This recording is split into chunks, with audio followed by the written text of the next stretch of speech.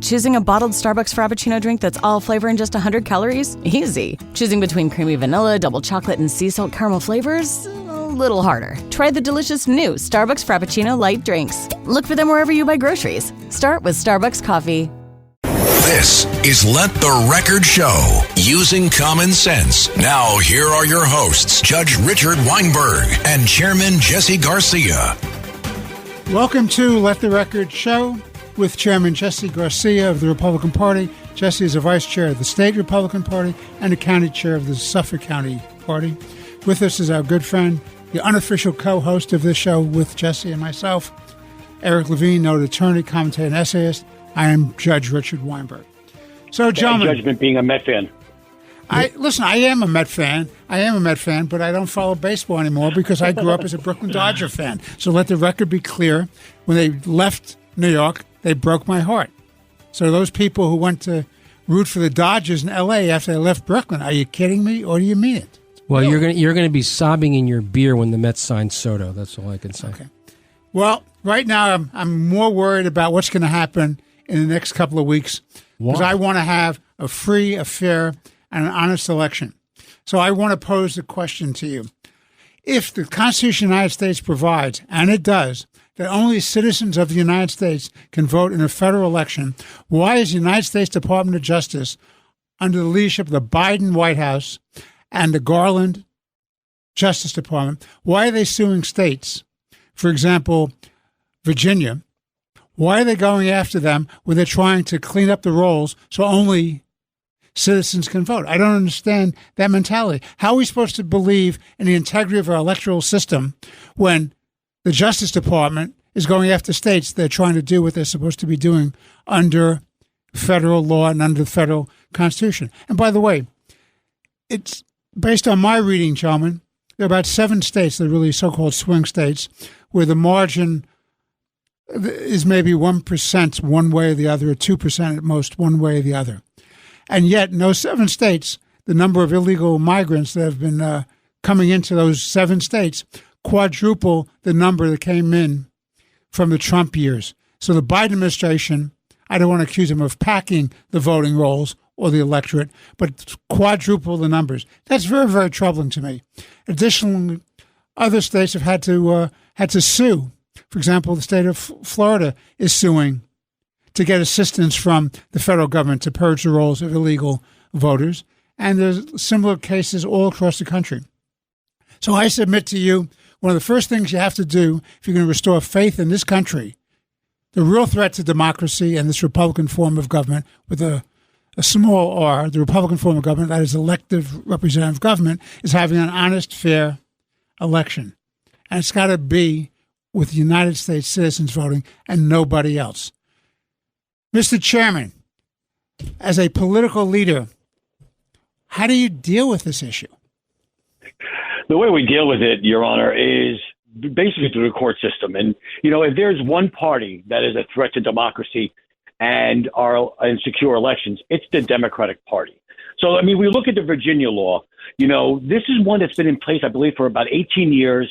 And Governor Youngkin is one of 3 governors, I think, Republicans and Democrats, that have exercised this Virginia law to clean up their rolls.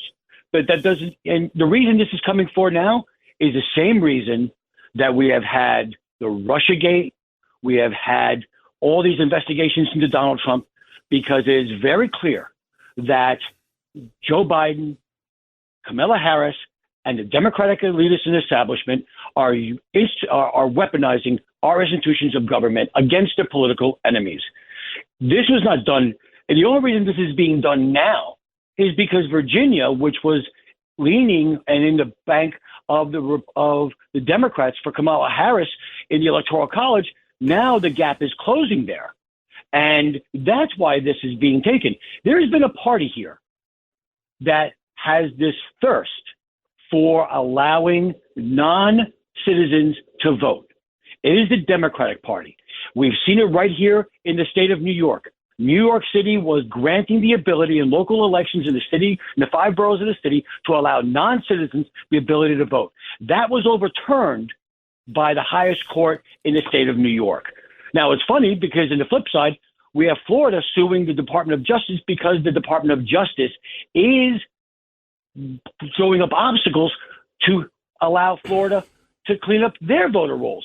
I don't think that anybody, an independent, a Republican, or even a Democrat, would disagree when asked the question, should non-citizens, illegal migrants, who are already getting $4.3 billion in New York money for free housing and free debit cards and free medical care, that they should not be allowed to vote?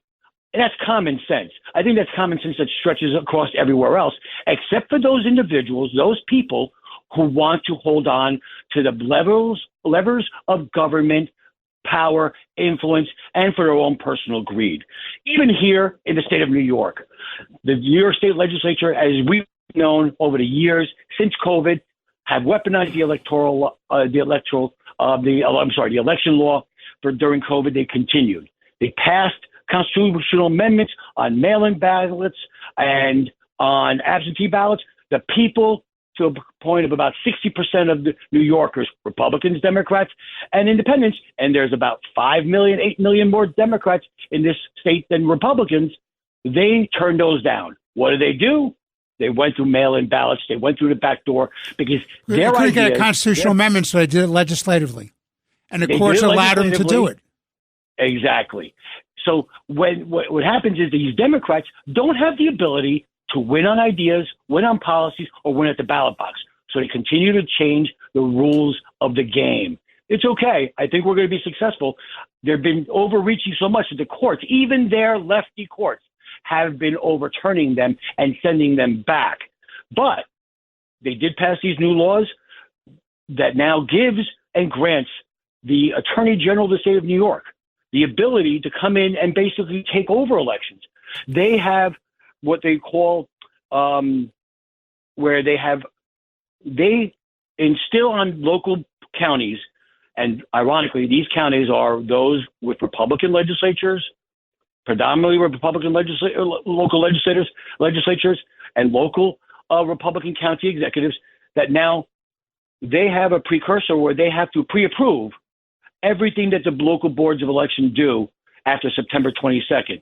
That means if I change Suite A to Suite B for the polling place, the Attorney General wants to be informed and say they can do that. Now the Attorney General, just in the late hours of this week, on Tuesday night, issued a 15-page directive to local boards of elections, basically stating you can't challenge a voter, even though the ability to challenge the voter and their residency and their abilities at the voting booth are allowed under state election law. She says you can't under this law because they're overreaching. But by the way, these Jesse, blue states. Jesse, it's worse than that. You take the state of Michigan, obviously a toss-up state, a swing state. There are 500,000 more people on the voter rolls than they have adult-age population. Mm-hmm. So absolutely. So this is and very, it's the very Department troubling. of State, by the way. It's the Department of State for the state of New York that is supposed to let local boards of election know when people die. I will tell you, the backlog there is unbelievable. And I know that there are some local measures. Here in Suffolk County, there is a local measure being discussed with local town clerks who have the death certificates, both at the town and village level, that they want to communicate those death certificates directly to the Board of Elections here in Suffolk so they can clean up their voter rolls of dead individuals. So we can prevent fraud and ensure secure, free, and fair elections. Let me just make one more comment about the New York situation, which is very troubling to me, Jesse. Then I want to turn this discussion over to Eric. There's a proposition on the ballot in 2 weeks, and as you correctly point out, early voting starts on the 26th of started yesterday. Started yesterday? I thought. Oh, really? On the Saturday, the 26th, it starts. Yes, it airs on the 26th. Okay, so let me tell you my problem. Proposition 1 is a very dangerous proposition because what it does is it will give free license to create civil rights for illegal immigrants.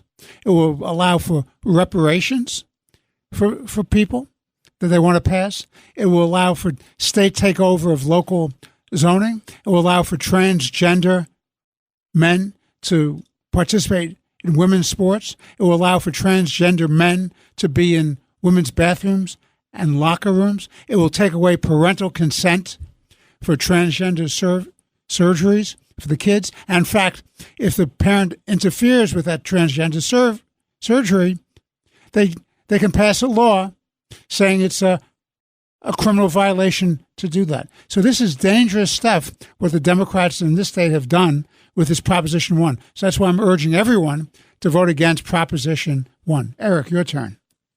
Well, we've moved around on the topics here, but coming back to the original question regarding Virginia.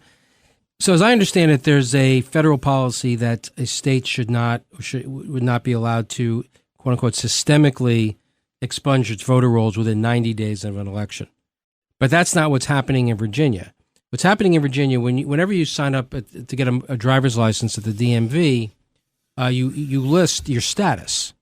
And if you are a citizen, you get a ballot. Or they just send out ballots to anyone who gets a driver's license. And what happens here is people have self-identified, individuals have self-identified as not being eligible to vote. And all the state of Virginia is doing is tracking down these individuals who have themselves identified as not being eligible to vote in a federal election and then striking them from the rolls. That's not systemic. It's isolated and a particularized enforcement on an individual basis.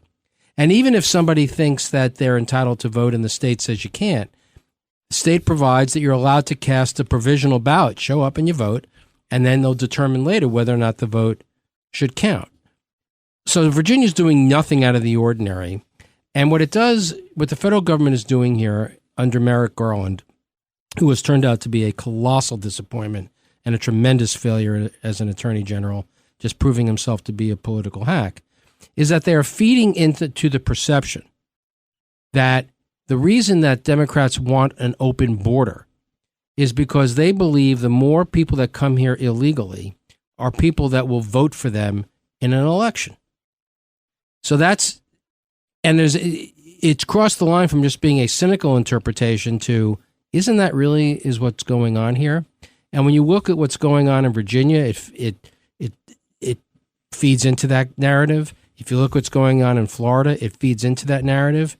And I think that's really what's at play here. The Democrats cynically are trying to get as many new voters here, legally or illegally, as they possibly can, to Jesse's point, just to be able to hold on to power. Well, I think it's absolutely essential. And the problem, both the virtue and the problem is as follows. Under the federal Constitution, it's the state legislatures that govern the conduct of elections.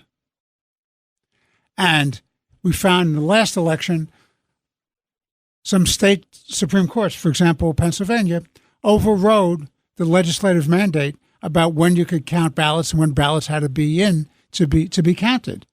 And they overruled it. And they had no right to do that because it was a violation of the federal Constitution, because only the state legislature could do that. And the state Supreme Court of Pennsylvania did it anyway. And then they tried to take the case up to the United States Supreme Court.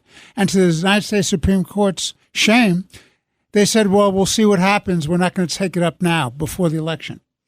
Well, I don't know what the result would have been on Pennsylvania, the last presidential election, but if you want to have people believing in the honesty, the integrity, the fairness of the system, then abide by the rules. If it's the state legislature that have the lawmaking powers to decide the rules of the game, then that should be the rules of the game and not be superseded by the state Supreme Courts that took that power away unconstitutionally. That's a real problem. If you don't have faith in the results of the electoral process, how do you have faith that this constitutional system of ours is working? That is the problem. And I think the problem is that you can't, as the Democrats try to do, in the H.R. 1, which was pushed by Jerry Nadler, a congressman from New York, you can't have the nationalization of a local election, state election rules. But at the very least, you can enforce that only elected, only citizens of the United States have a right to vote in an election for a federal office. That you can impose, and that should be imposed. It's only fair. And you can't allow us to lose sight of that, because then they will pack the electoral rolls with people who are unqualified, and they will determine the public policy and the economics and the national security of our country in years to come. I want to switch gears, gentlemen. I want to ask you about this. We have a few minutes left in this segment. So there's something called the Al Smith Dinner, which is a very famous dinner, and the presidential candidates are invited, and they come. And it's for Catholic Charities, which is a very good organization which helps people of all denominations, and it's a great fundraising event. It's an opportunity for candidates to make fun of themselves, make fun of their opponents, and it's always done in a spirit of good humor and integrity, and it's enjoyed by all. In fact, when Clinton and Trump ran against each other, they did that dinner. So Harris ducks it. Now, I don't understand why she ducked it. I think it's very disrespectful to the organization, to the Catholic voters of the nation. But why would she duck it? So, Eric, I want to ask you, why do you think Kamala Harris ducked this? And David says we have 2 minutes, so there's your limitation. Okay. I think there are a few reasons why she ducked it. The first is she'd have to give a speech. And even though it would be on a teleprompter, making jokes and delivering a speech, it's always a risk for her. God knows what's going to come out of her mouth. So I think that was one reason. The second is, we all remember that she refused to attend Benjamin Netanyahu's address to the joint session of Congress. She didn't want to and she would have sat as the vice president or president of the Senate, sit right behind Benjamin Netanyahu. She didn't want to have that image, that picture of her standing with the prime minister of the Jewish state, because it would hurt her with the progressive wing of the party. Similarly, she didn't want to have a picture of herself sitting right next to the cardinal, because the Catholic Church, of course, is pro-life. They don't support abortion, and she's all about abortion.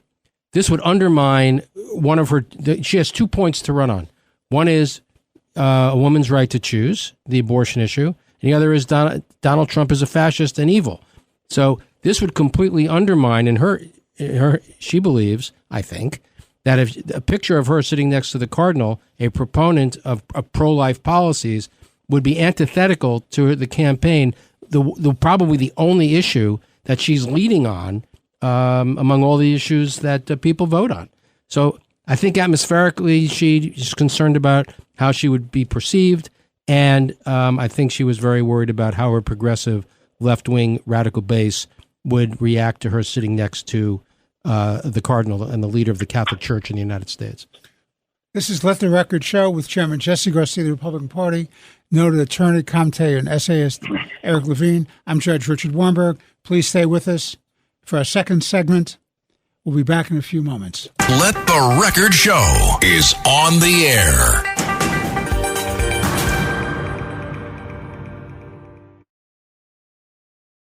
Lights, camera, innovation.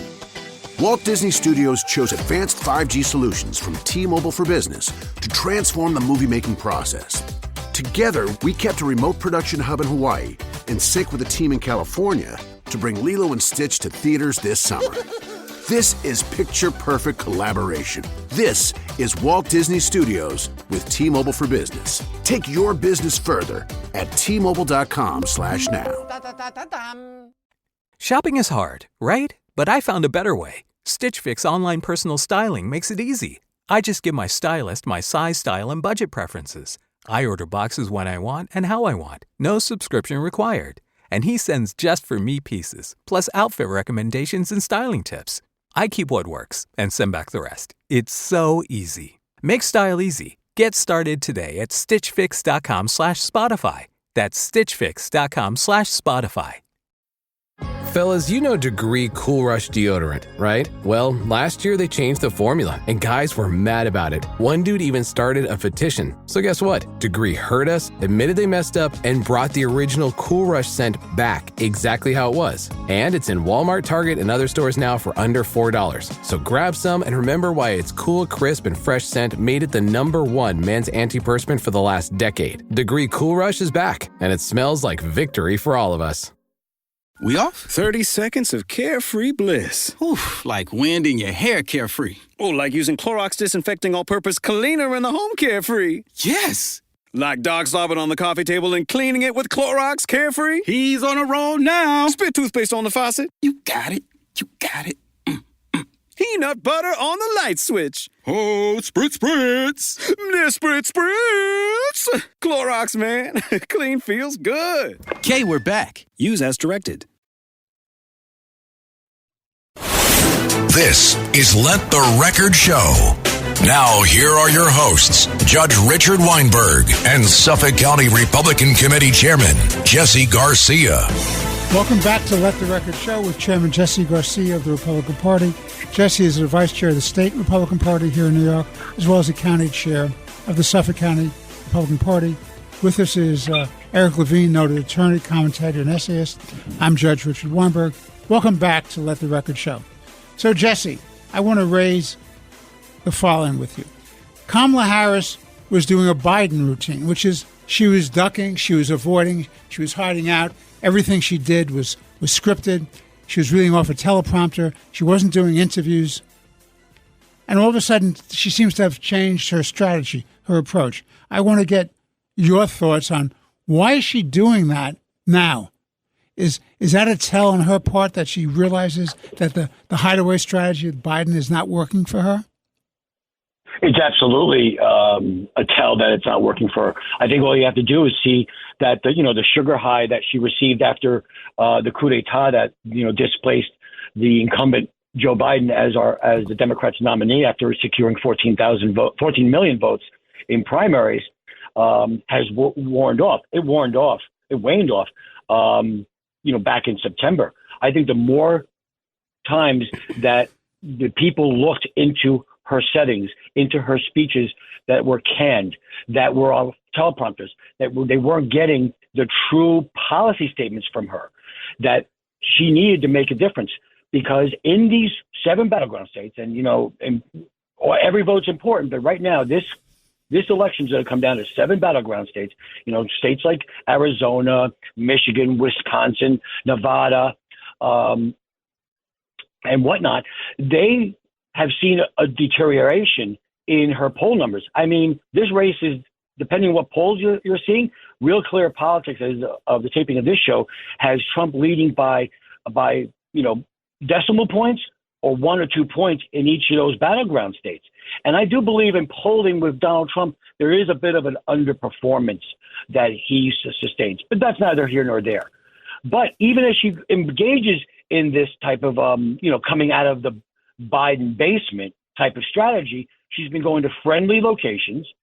But even in those friendly locations, CBS News, when they did the interview, they edited her responses because they were not coherent. Their mistake was that they got caught in that the teasers they sent out in anticipation of trying to get a great rating were different than the answers they included in the actual interview. And they've never released the transcript. They refused to release the transcript. They've never released the transcript. Absolutely. We have now found out that these town halls, we have, I forget her name, Shriver. Former wife. Shriver. Yes, Shriver. She says to this independent town hall in Nevada, I believe it was in Nevada, that I'm sorry, we have predetermined questions and we hope that we touch upon those that are in your head. Everything is staged. Everything is scripted with this candidate because, as Eric and you have said, they don't know what's going to come out of her mouth. So she can't go anywhere and just speak off the top of her head. And just share jokes. She can't do jokes over a teleprompter because it's going to fall flat, despite the fact that her stupid video with a Saturday Night Live actor, fell flat anyway at the Al Smith dinner.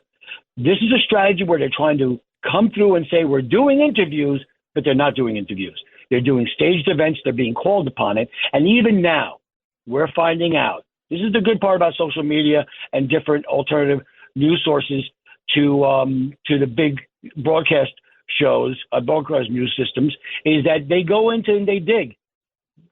A lot of these venues are being packed with paid people. Or like in Univision, they're being packed with their staff or with, what is it called? I think it's something like, Q on demand or something like that, where they put actors in these shows. This is becoming a failure This is now becoming the Hail Mary passes, and this is a demonstration of the Harris campaign becoming desperate and responding to not only the public polls, but their internals. Eric, what do you think? Well, I think they were finding as she was doing the basement strategy that, as Jesse points out, the sugar high was wearing off, and she started to dip in the polls, and they needed to jumpstart the election. But there was a double-edged sword here, and we're seeing the other edge of it. And again, Jesse also referred to this. The more the public sees her, the more the public doesn't like her. The more the public listens to her policy prescriptions, the more the public doesn't like her policy prescriptions. They make no sense. So, and to the extent that she's able to string together words to form coherent sentences, the ideas are dumb. And to the extent the ideas aren't dumb, they're incomprehensible. I mean, now Joe Biden had an excuse. He has dementia. We don't know what her excuse is. And maybe she's intellectually limited. Maybe she just gets nervous. Maybe she's just not well read and doesn't really understand the issues. There's a whole host of reasons. But because they put themselves in this bind, the Democratic Party, of nominating someone who had never been vetted. She's never been vetted. She didn't have to go through a primary system, a primary process. She didn't have to go through a series of debates. She didn't have to give a series of policy speeches. She was just anointed. So now she's just thrown into the lion's den of having to ward off the lions and slay the lion. And she's just not capable. So people are now coming to the conclusion they kept her in the basement because she has nothing intelligent to say. And the more she speaks, the more she proves that point. All right, I want to switch gears.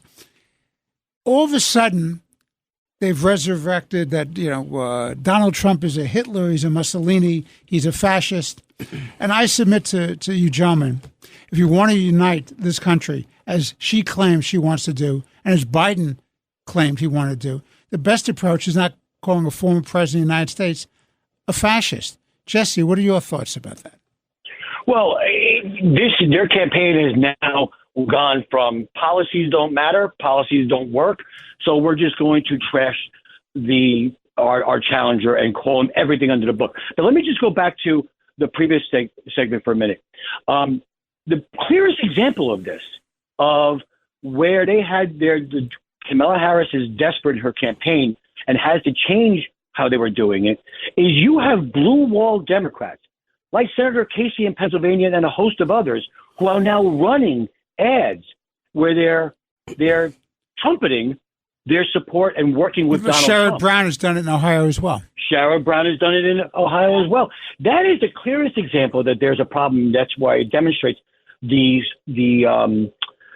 desperation of the Kamala Harris, Tim Walz campaign. But speaking to this issue, everyone has always, all the pundits, the elitists, the mainstream media, big tech, corporations, everyone that's in the bag for organized Democrats, progressive Democrats, have always said that Donald Trump is a danger to our society, to our way of life, to our republic, and that he's a fearmonger.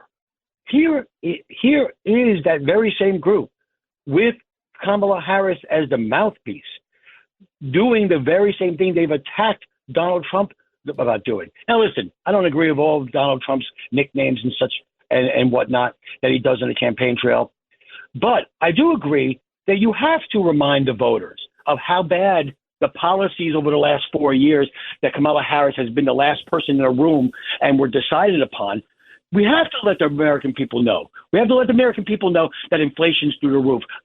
Unemployment is lower than is higher than it always used to be. Groceries cost $200 to $300 more. We're not energy independent and we're not respected in the world. We need to remind the voters that, because we also have to tell them and demonstrate through records of Donald Trump's first 4 years in office that inflation and everything can get better, that we can make the economy great again. We can be secure again. So I think there's a difference between the Democrats calling Donald Trump a fascist and Donald Trump using a compare and contrast to the record.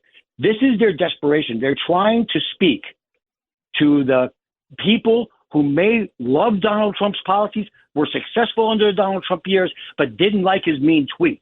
So they're going to that end to try and sway their votes. Eric. And it will backfire. It's never been about uniting the country. Look, Joe Biden. Never has. Joe Biden claimed to run as the bridge, to the next generation. They had to kick him to the curb to do it.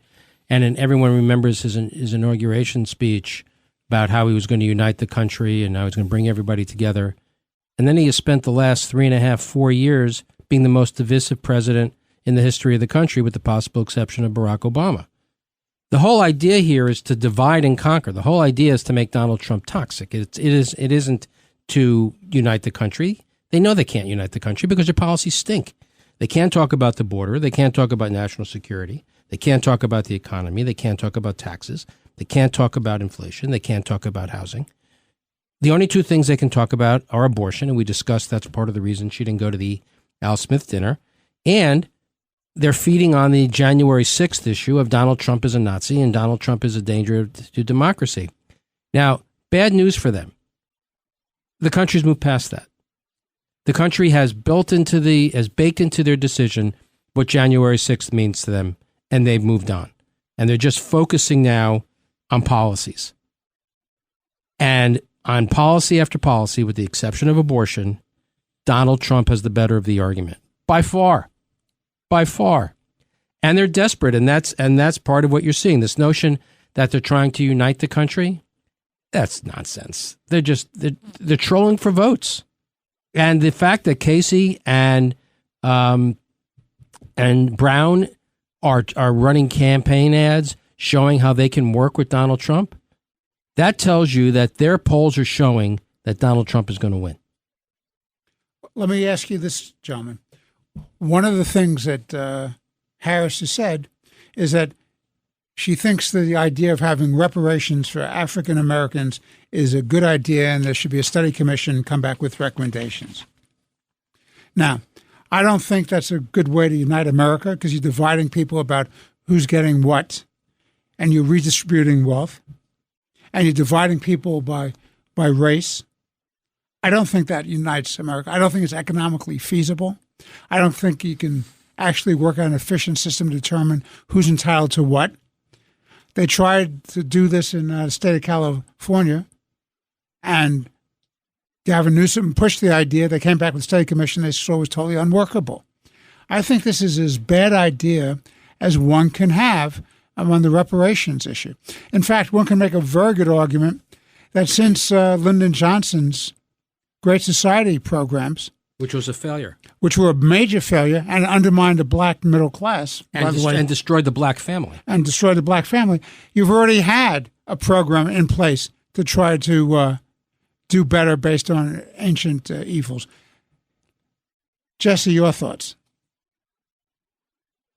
It's unfortunate, but I believe that the reparations is simply the pandering of a segment of our society, a segment of our population. This is nothing more than they just want to keep this country divided for the single purpose of winning an election. And I can't think of a worse reason to do that. It's not feasible. I mean, I'm the son of someone who defected from Cuba and never had slaves and such. There are scores of people, and there's scores of states that have never done this. It's unfortunate, and I do believe that the African American community sees through this. They feel that the Democrats, like those in California, like those in Kathy Hochul, and the progressives in Albany and in D.C., that they're simply trying to pander and buy them off for something that does not work, for a process that does not work, and they understand that it may not come to pass. Just like, what's not going to come to pass because the courts have said so is, forgiving student loans. I think the American public, all of the American public, sees this for what it is. It's an insult to a segment of our society, our neighbors. It's an attempt to keep us separated for the purposes of winning an election, not unifying us as a people and as a society. And it's something that is just going to be a failure. By the way, what do you gentlemen think of Barack Obama's speech, where Barack Obama says that if you're a black man and you're not voting for Kamala Harris, there's something wrong with you. That you have an obligation to vote for her because she's a woman of color. I mean, what is that argument about? I think the Babylon Bee had one of their great headlines. It went something along the lines of Barack Obama condemns black men for thinking independently. I mean, that's wonderful. Yeah, I think it's genius. I mean, it is so condescending that he goes out and it's like Chuck Schumer saying, Jews have to vote a particular way. It's just so condescending, that as if black men cannot think for themselves or figure out what's best for them, what's going to put money in their pocket, how they're going to support their family, how are they going to get a job, the fact that their wages were rising more rapidly under a Trump administration than they have under a Biden-Harris administration. But it just demonstrates how cynical the Democratic Party is. And it comes to this issue of social justice and this idea of diversity, equity, inclusion.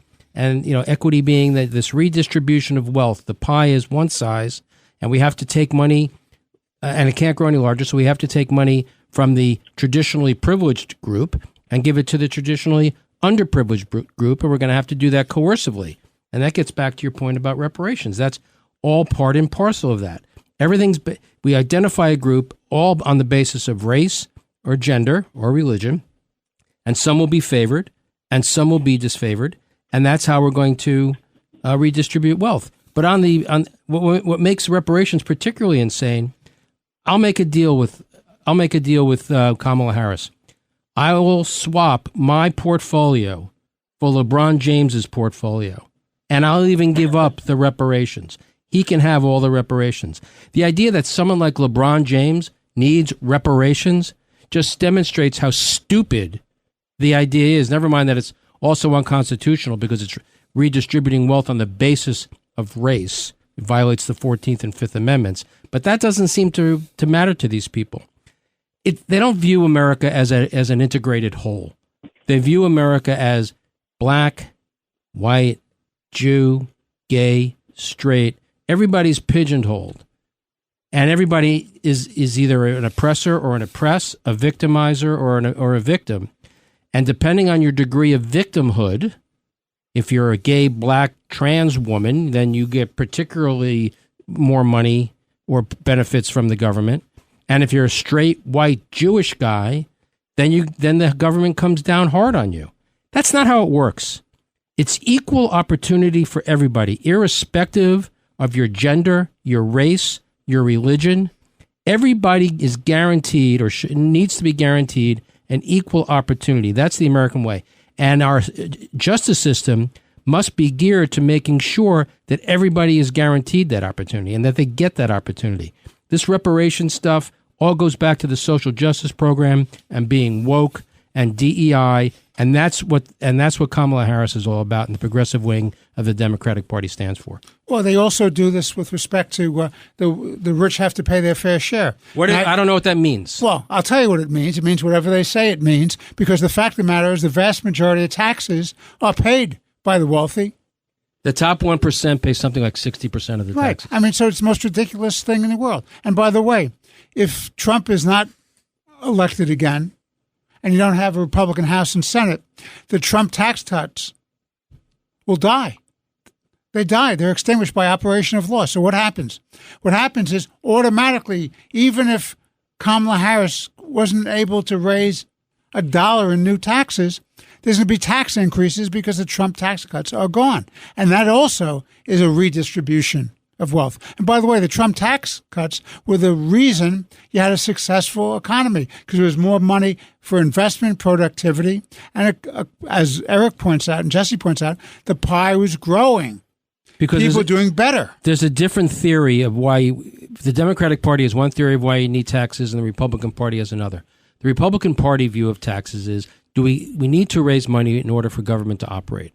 And what's the amount of money that we need to make government operate? That's the Republican view. The Democratic view of taxes is we need to redistribute wealth. We need to take money from the people who have it and just give it away to the people who don't. Give it from the people who, the quote-unquote traditionally privileged, and give it to the quote-unquote traditionally underprivileged.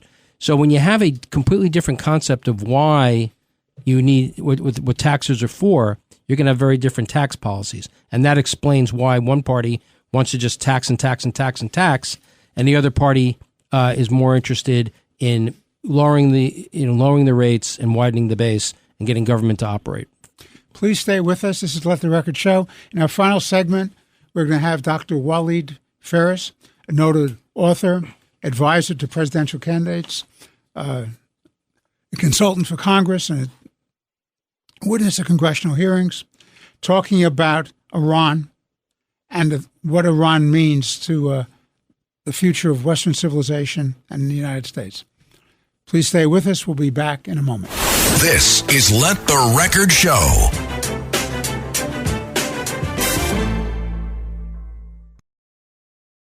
Parents of tweens, if you're familiar with far-off drop-offs... Dad, stop, right here. Or get DMs about what's for dinner, you may be experiencing tween milestones. For your son or daughter, these can start at age 9. HPV vaccination, a type of cancer prevention against certain HPV-related cancers, can start then too. For most, HPV clears on its own. But for those who don't clear the virus, it can cause certain cancers later in life. Embrace this phase. Help protect them in the next. Ask their doctor today about HPV vaccination. Brought to you by Merck. This episode is brought to you by LifeLock. Not everyone is careful with your personal information, which might explain why there's a victim of identity theft every 5 seconds in the U.S. Fortunately, there's LifeLock. LifeLock monitors hundreds of millions of data points a second for threats to your identity. If your identity is stolen, a U.S.-based restoration specialist will fix it, guaranteed, or your money back. Save up to 40% your first year by visiting LifeLock.com/podcast. Terms apply. Oh my God, it's the coolest thing ever. Hey guys, have you heard of Goldbelly? Well, check this out. It's this amazing site where they ship the most iconic, famous foods from restaurants across the country, anywhere nationwide. I've never found a more perfect gift than food. They ship Chicago deep dish pizza, New York bagels, Maine lobster rolls, and even Ina Garten's famous cakes. Seriously. So if you're looking for a gift for the food lover in your life, head to goldbelly.com and get 20% off your first order with promo code GIFT. Last week was our first playoff game, and my plaque psoriasis was so itchy under all my gear. Sometimes just thinking about scratching could take me out of the moment. And then my doctor told me I could get clearer skin with a pill called Otezla. Otezla apremilast is a prescription medicine used to treat adult patients with plaque psoriasis for whom phototherapy or systemic therapy is appropriate. Otezla can help you get clearer skin after just 4 months. Okay, ready for the next game.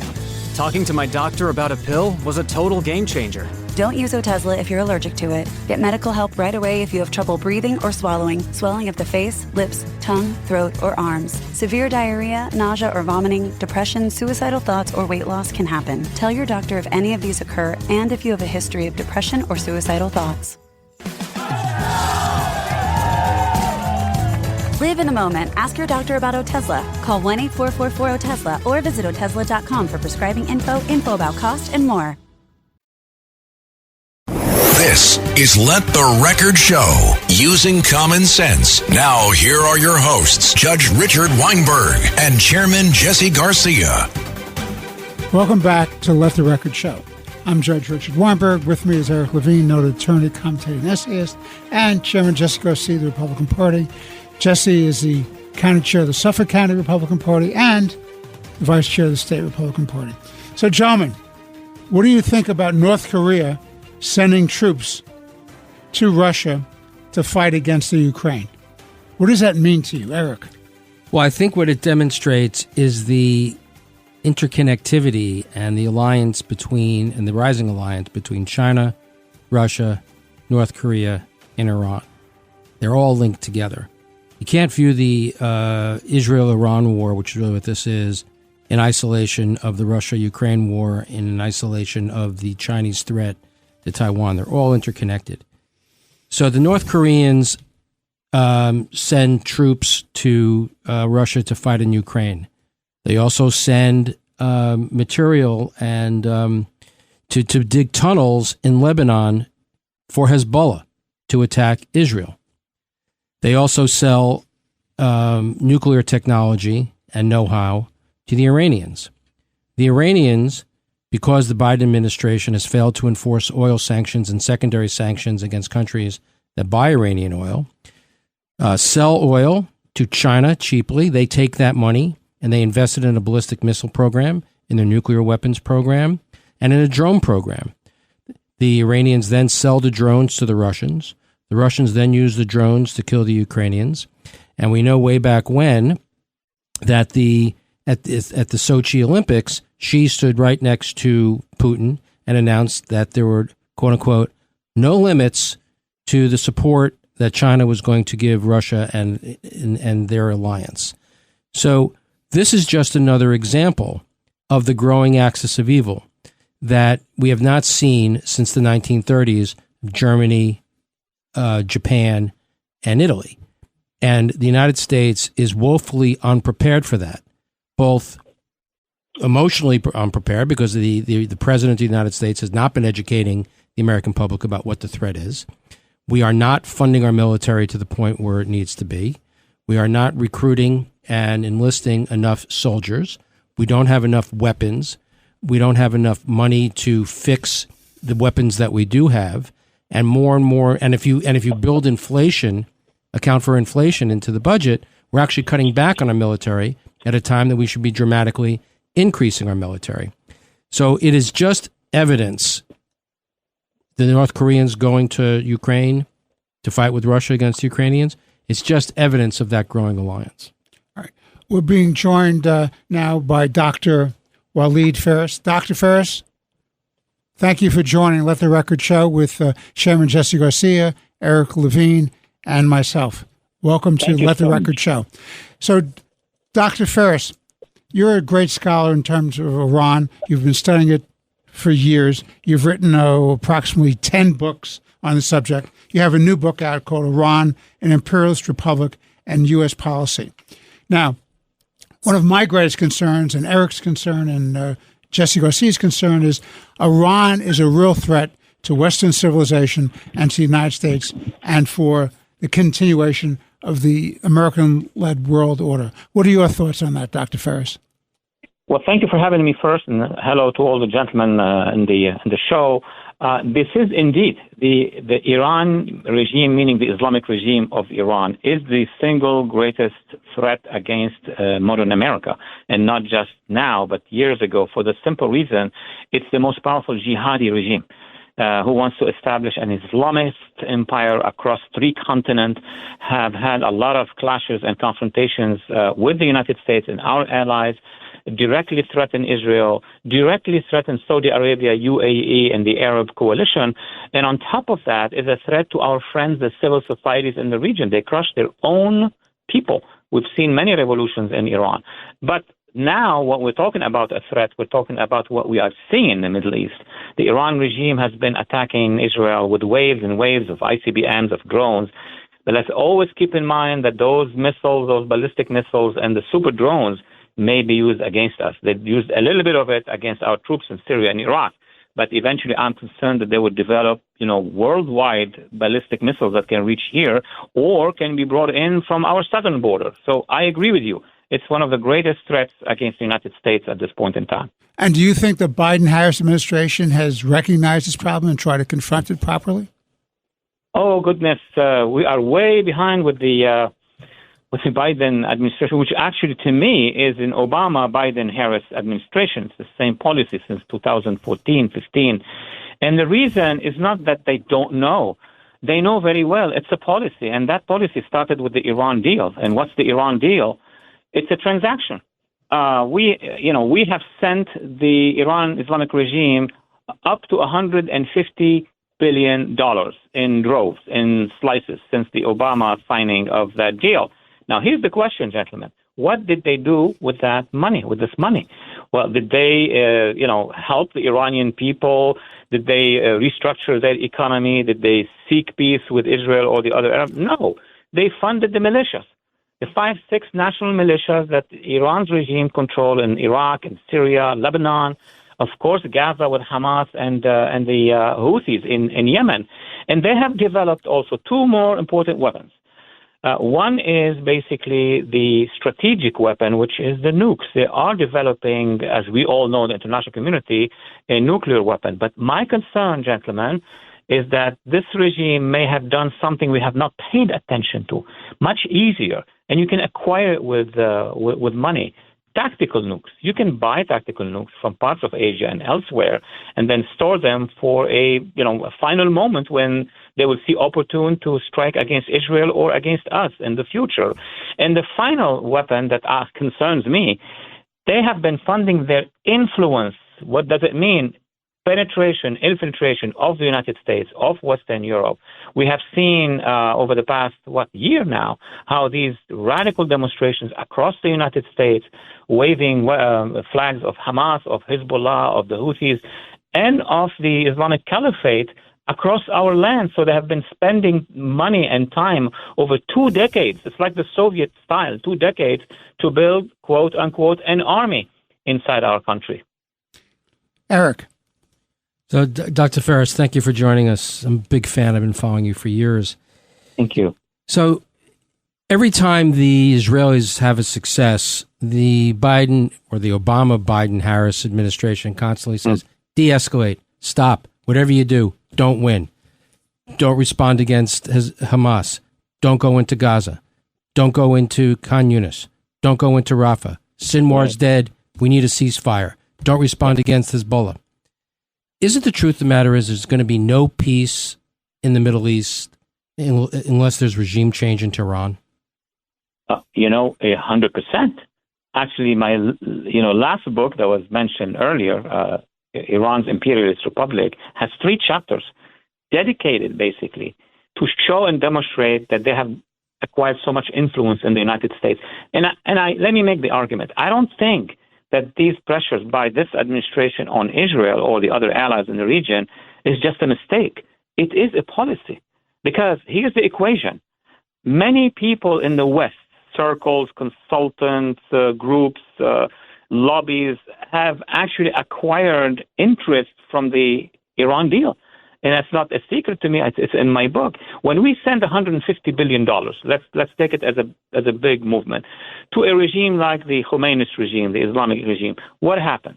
Well, we all know that 10%, there is a 10% that the brokers get, one way or another. We know their ways.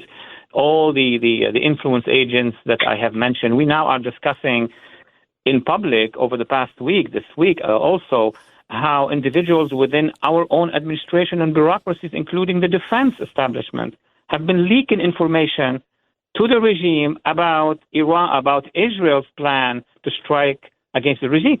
It's in the mainstream media at this point in time. So my concern is that the last chunk of money that the brokers, quote unquote, obtain has been converted into lobbying in Western Europe, France, Britain, Italy, Germany, and in the United States.